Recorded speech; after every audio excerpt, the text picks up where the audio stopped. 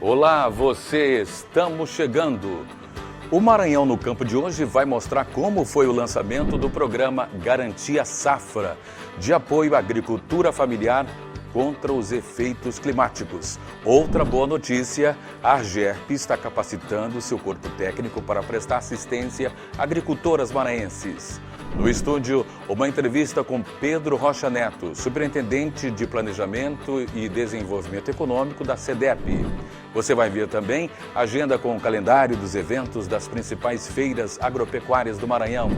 Eu sou Mário Porto e o Maranhão no Campo está no ar para todo o Brasil e todo o mundo.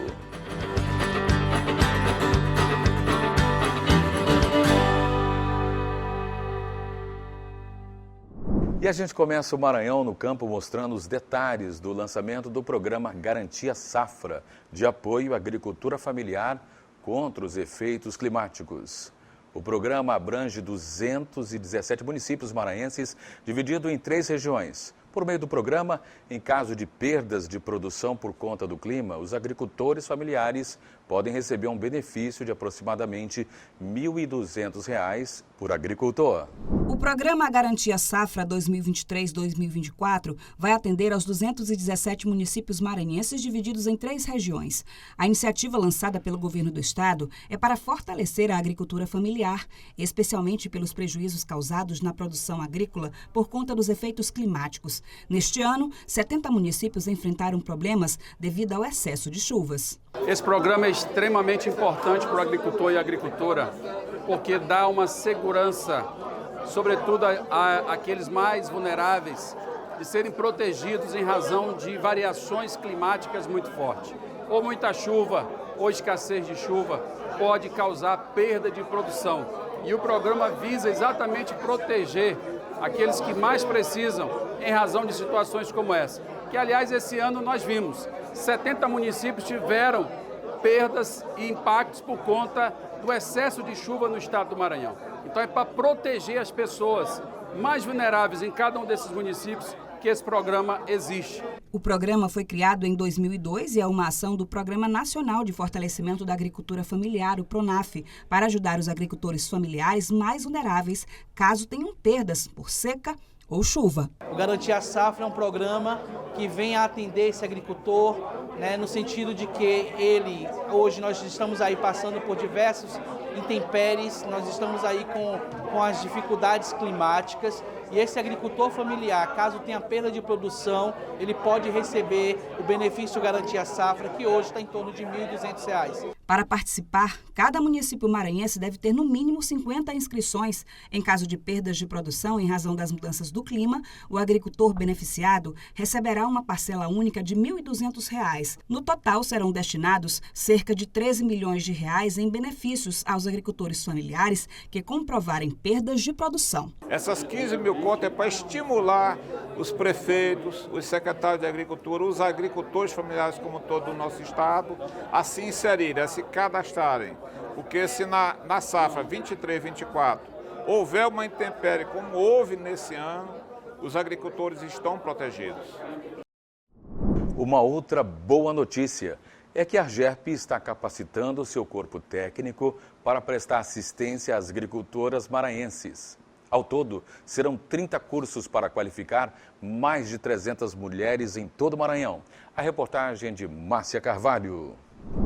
A Agência Estadual de Pesquisa Agropecuária e Extensão Rural, a AGERP, deu início ao processo de capacitação das extensionistas rurais que vão atender as agricultoras maranhenses beneficiadas pelo Programa de Assistência Mulheres Rurais, Autonomia, Alimentação e Vidas Saudáveis, uma iniciativa do Ministério do Desenvolvimento Agrário, o MDA.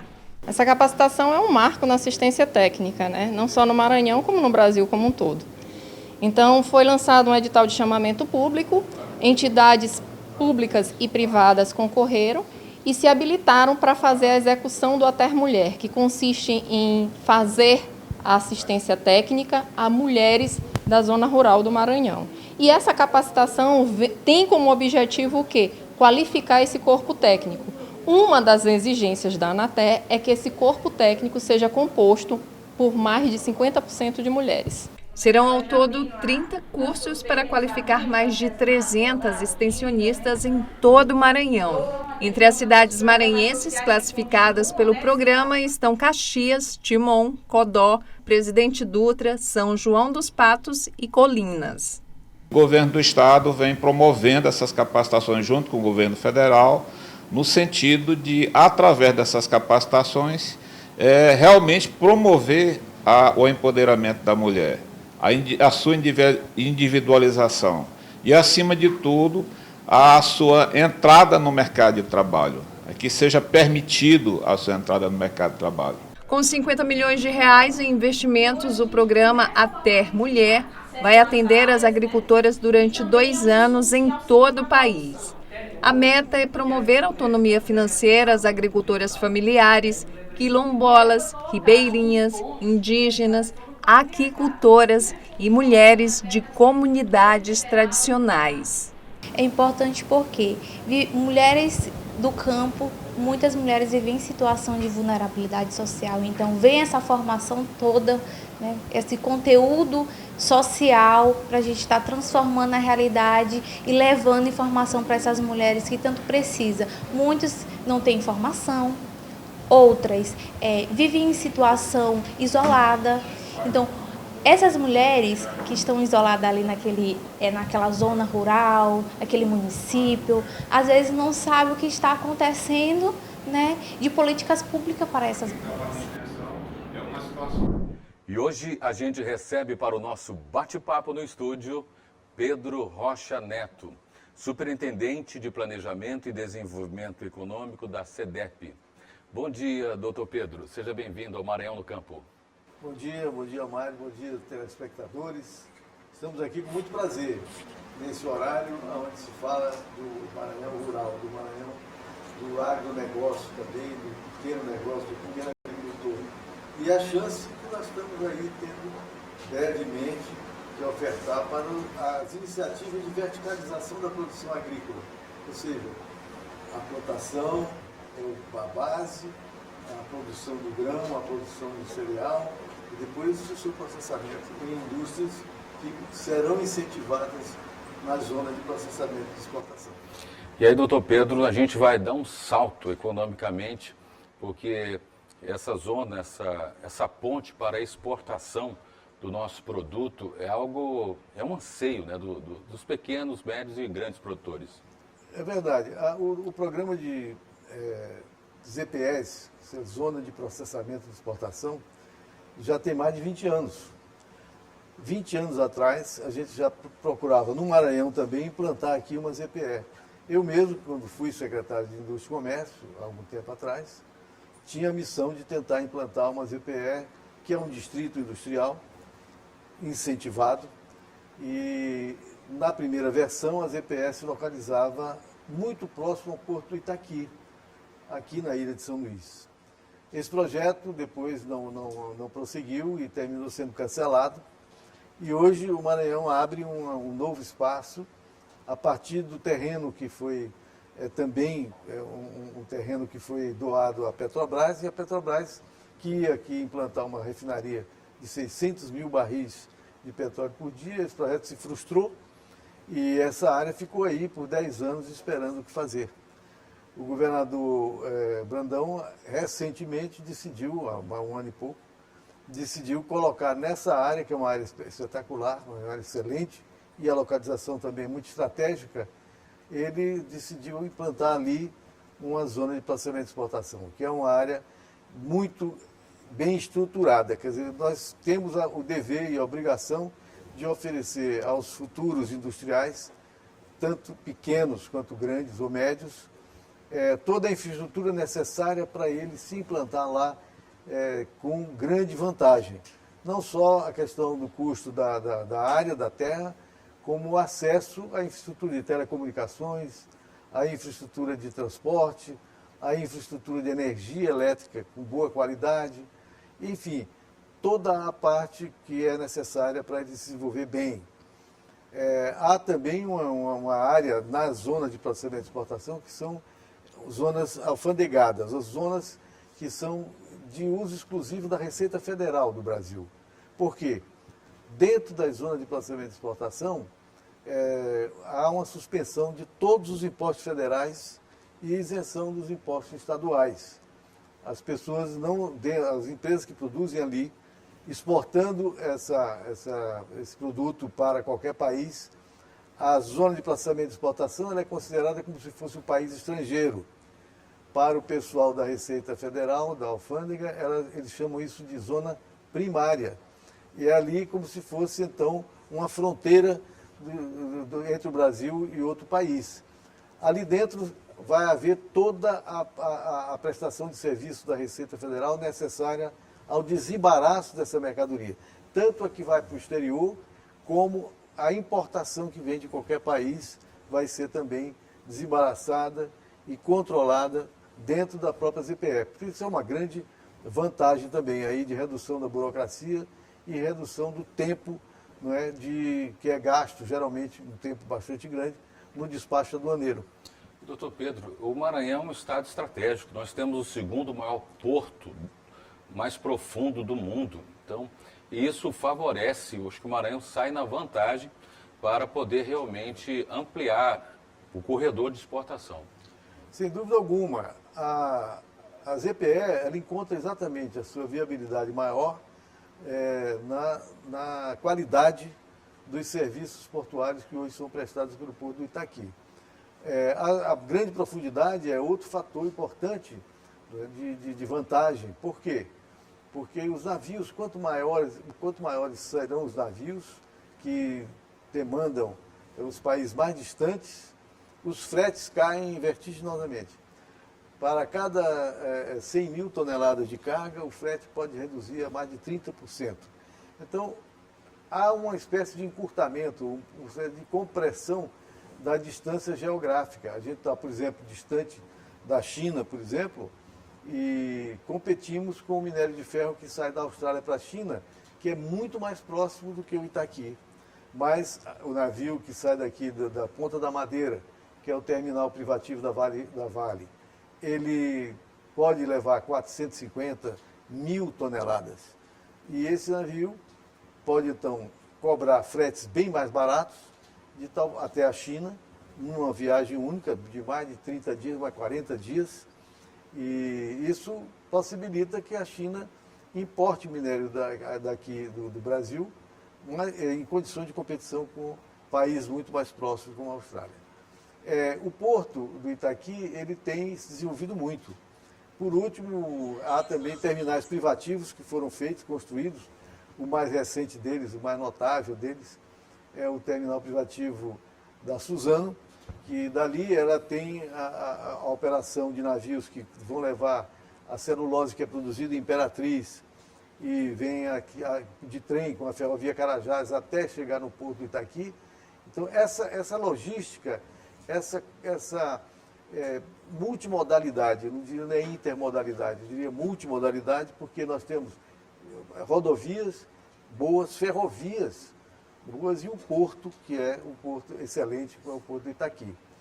É bom notar que ali naquela região do Porto do Itaqui, incluindo o Porto da Alumar, mais ao sul, há mais de 12 instalações portuárias, diferentemente de outros portos que são muito restritos.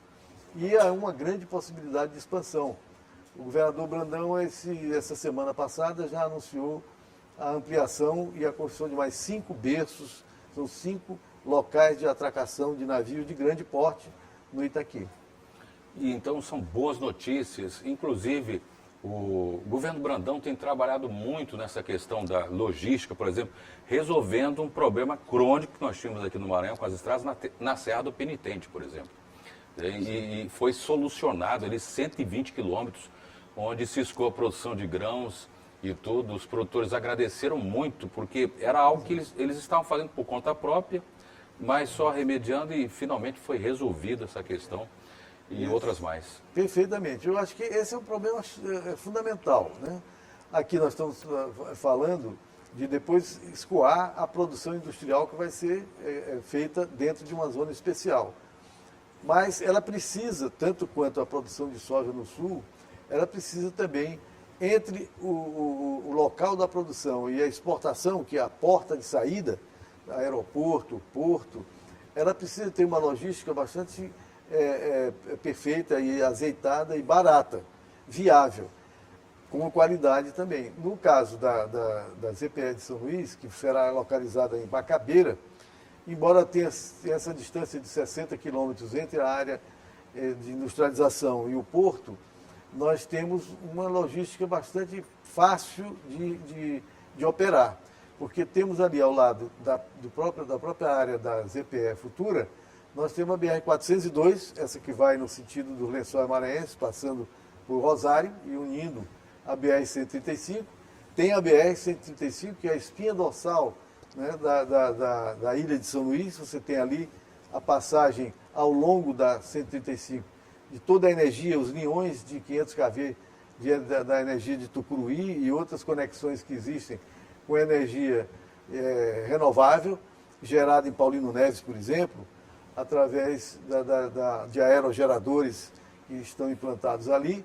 A linha de transmissão se une à linha de transmissão que vem no sentido sul-norte, exatamente a 6 quilômetros da área da ZPE, o que permite uma abundância de fornecimento de energia elétrica, que é outro fator importante de infraestrutura. Além disso, nós temos ali a conexão de várias ferrovias.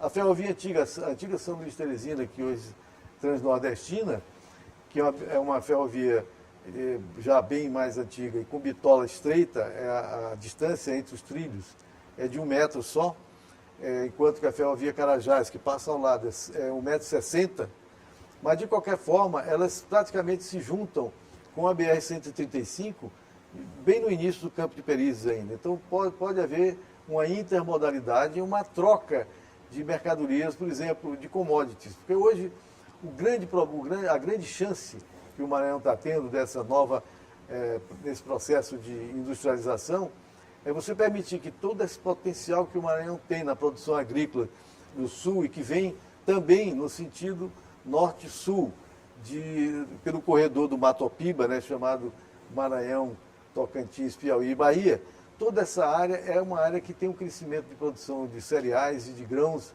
muito grande no Brasil, talvez o maior crescimento do Brasil nessa área. E o Maranhão precisa aproveitar isso para industrializar e agregar valor.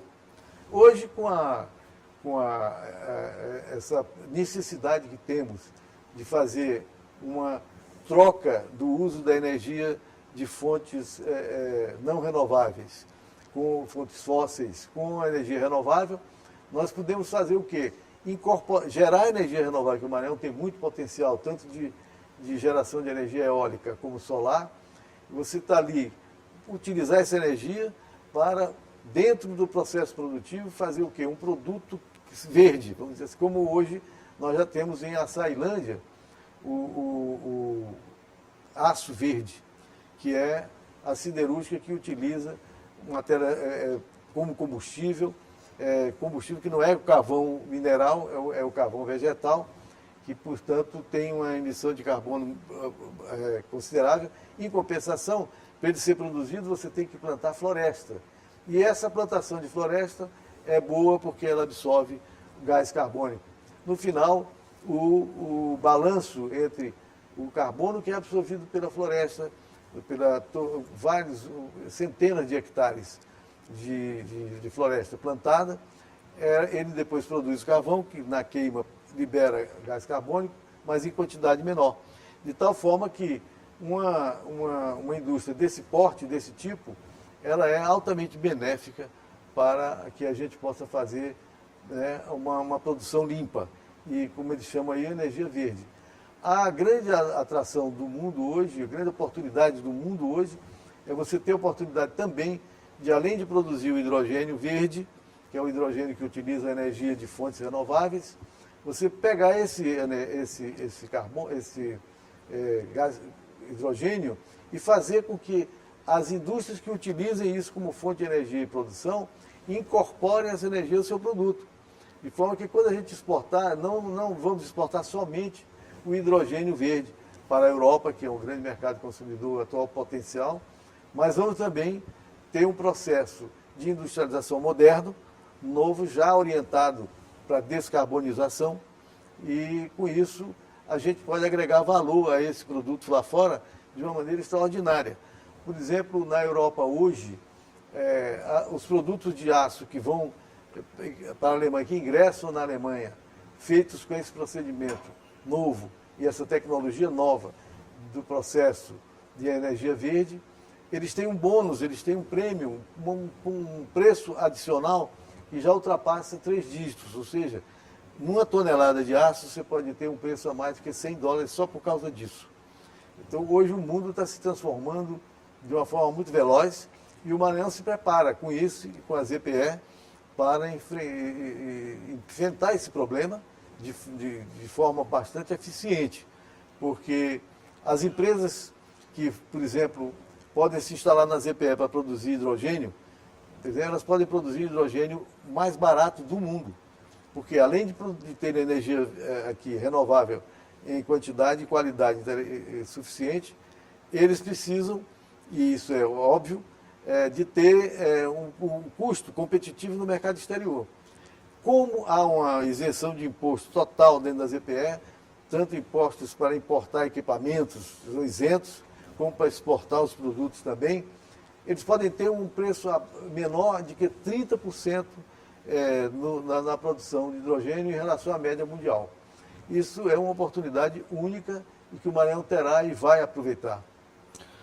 Olha, o governo Brandão realmente é um governo que tem um pensamento macro, porque somente um governador que tem um pensamento como estadista pensa no desenvolvimento do Estado. E a gente observa também, doutor Pedro, que o governador Brandão, que faz um governo de convergência, conseguiu colocar no seu time de secretários, nas secretarias, um time técnico, que realmente pensa o Estado e pensa o Estado de uma forma lógica, racional e produtiva. E o que o senhor me deixou muito feliz foi com essa notícia que agora, com essa zona de exportação, aquela área que no passado ficou frustrada, agora vai poder ser ocupada, vai se tornar produtiva e isso, sem dúvida alguma, vai trazer novos e grandes dividendos para o nosso Estado. A área que vai ser destinada, que é destinada à ZPE em Bacabeira, que era da Petrobras antes, tinha sido doada à Petrobras, ela foi muito beneficiada pela própria Petrobras, de forma que ela se transformou numa verdadeira dádiva para o Maranhão.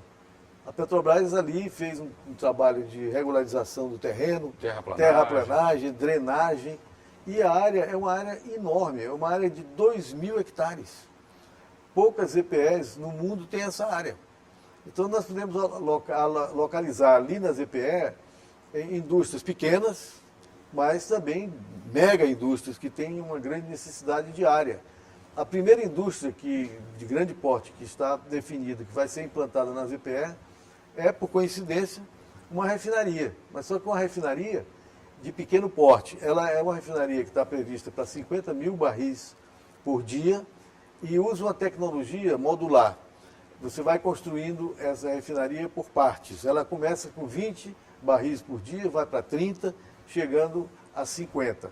É uma tecnologia moderna, nova, europeia, e o grupo empreendedor é um grupo dos Estados Unidos que vai importar o petróleo do Texas, o petróleo bruto do Texas, e aqui produzir, inclusive, biocombustível, aproveitando, por exemplo, gorduras vegetais e animais produzidos aqui no Maranhão mesmo. Sensacional. Então, ela, por uma questão de ajuste dos equipamentos, ela vai produzir, inclusive, o querosene de aviação, o combustível de aviação, que é um combustível de altíssimo valor e de altíssima qualidade. Isso nós vamos ter aqui na ZPE de Bacabeira, com todas as consequências que isso vai trazer para o ambiente do Maranhão, especialmente naquela região, que é a formação da mão de obra que vai ocorrer e a transferência e absorção de tecnologias que a gente nunca tinha visto falar.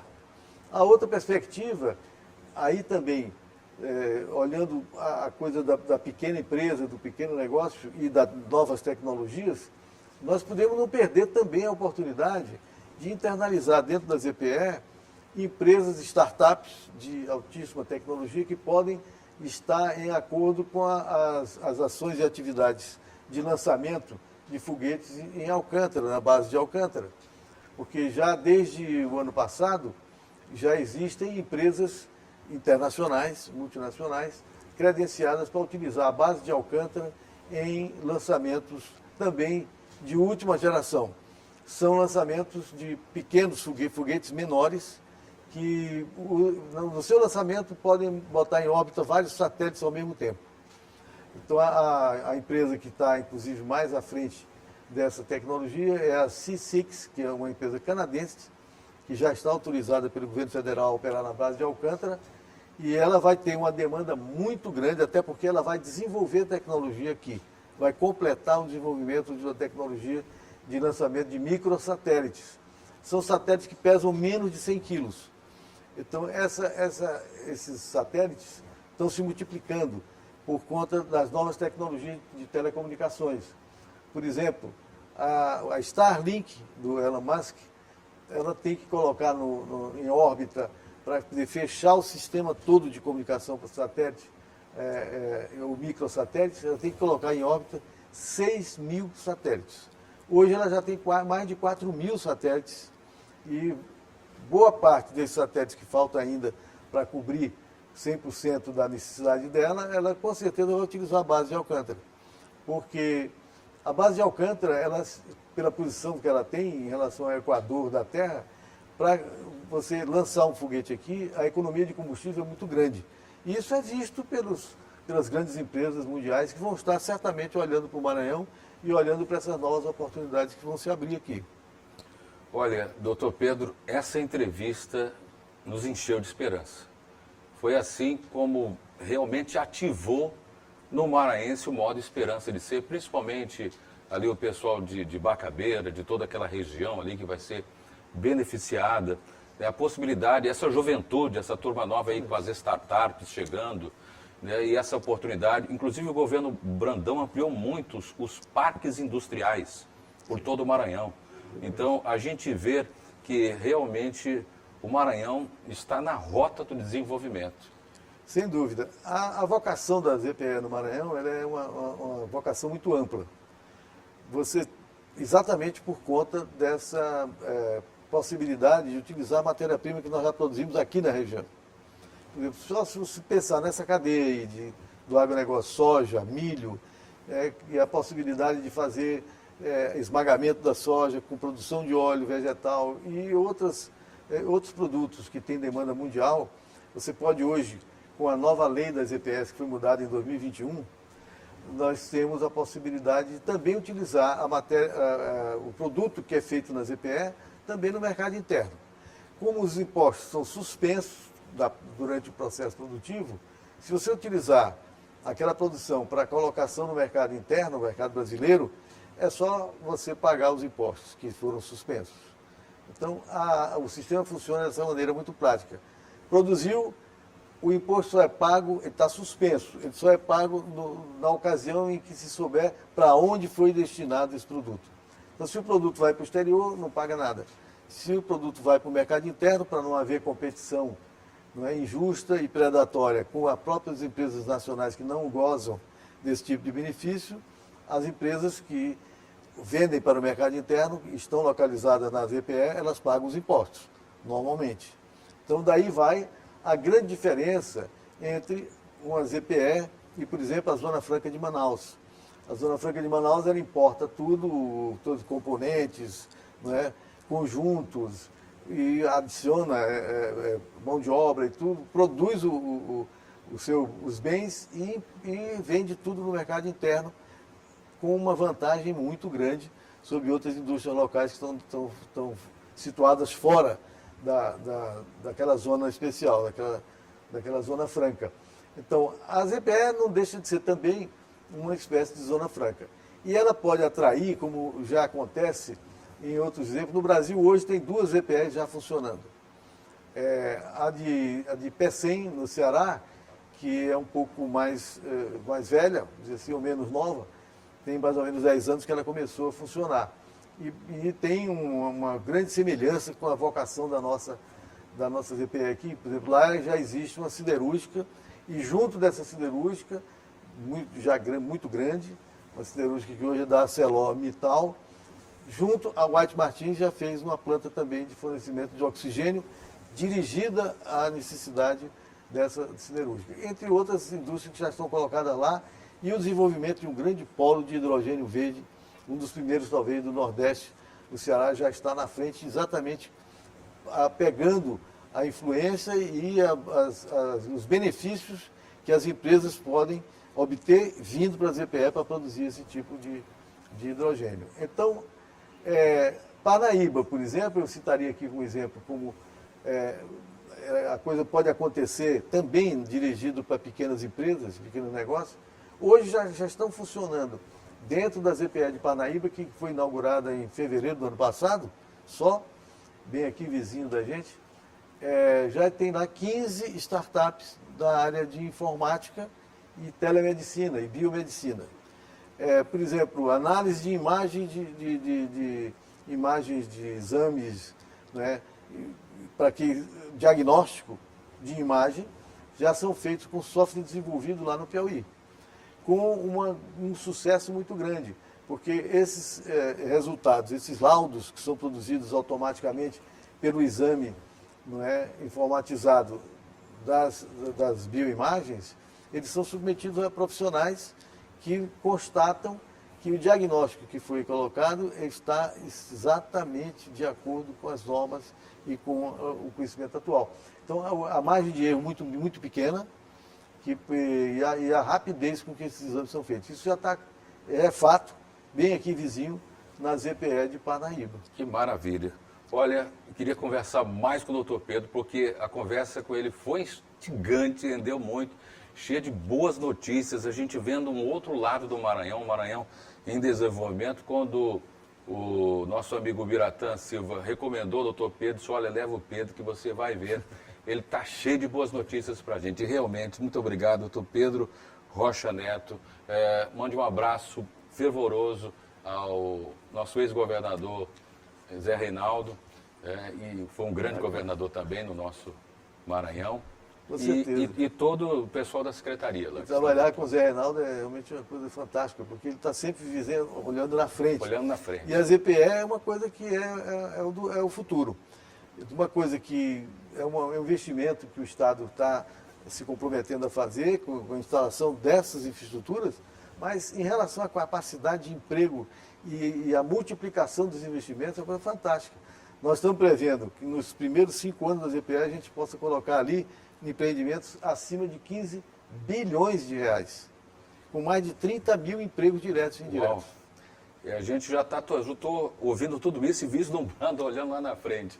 Bem, amigos, que maravilha, viu? Recomendo esse programa a outros amigos, acompanhar essas boas notícias que o doutor Pedro Rocha Neto nos trouxe. E no próximo bloco você vai ver a agenda de eventos agropecuários do estado e mais, o quadro Chama da Mota com Jaci Martins. Eu volto já.